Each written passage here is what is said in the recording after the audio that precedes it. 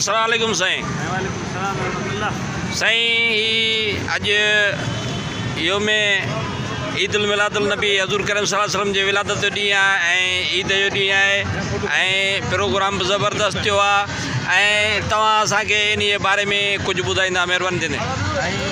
तमाम अहले सुन्नत जमात पर हर मुसलमान हर कलमे गोला पर पूरी दुनिया वारनि जे लाइ ईद जो ॾींहुं आहे। हीअ मुस्तफ़ा महबूब जे अचण जो ॾींहुं आहे। त उहो मुस्तफ़ा हिन ॾींहं में आया त अलाह तबारक व तआला महबूब जे सदिक़े दुनिया जे मथां जेका ज़ुल्मत हुई, दुनिया में जेको ज़ुल्म हो, कुदूरत हुई, माण्हुनि खे इंसानियत जे नाले जी ख़बर कान हुई, उन्हनि खे हिन महबूब मुस्तफ़ा उहा तइलीम अता कई जो अॼोको उहो ई ॾींहुं आहे जंहिं ते महबूब आया ऐं उहा तइलीम मिली आहे। ऐं तव्हां ॾिसो पिया दुनिया वारा इंसानियत जी ॻाल्हि पिया कनि। 1450 साल मुस्तफ़ा महबूब सल्लल्लाहु अलैहि वसल्लम उन्हनि सभिनि शयुनि जो ज़िक्र करे छॾियो जेको अॼु दुनिया वारनि खे ख़बर ई पए।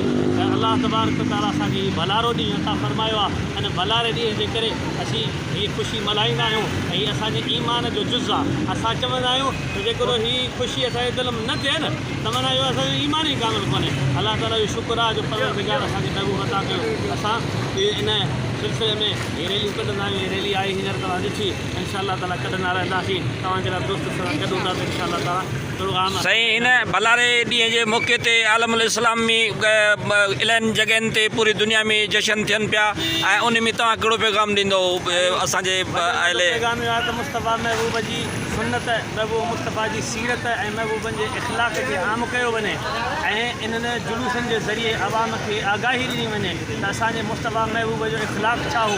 जेकॾहिं महबूब मुस्तफ़ा सल्लल्लाहु अलैहि वसल्लम जी नामूस ते हमिलो थींदो हो त पोइ उन जे लाइ वरी महबूबनि जो इख़लाक़ छा हो। जेकॾहिं महबूबनि वटि को ज़ालिम ईंदो हो उन जे लाइ महबूबनि जो इख़लाक़ छा हो। जो मज़लूम ईंदो, मजबूर ईंदो, ज़ईफ़ ईंदो त उन जे लाइ महबूबनि जो इख़लाक़ छा हो। पूरी दुनिया वारनि खे इहो पैगाम आउं ॾियणु चाहियां थो त महबूबनि जी ई सीरत दुनिया वारनि जे लाइ हिन दुनिया ऐं आख़िरत जे लाइ निजात जो ज़रियो आहे। जेकॾहिं को उन ते हलियो त इंशाअल्लाह ताला कंदा। वरी महिरबानी साईं।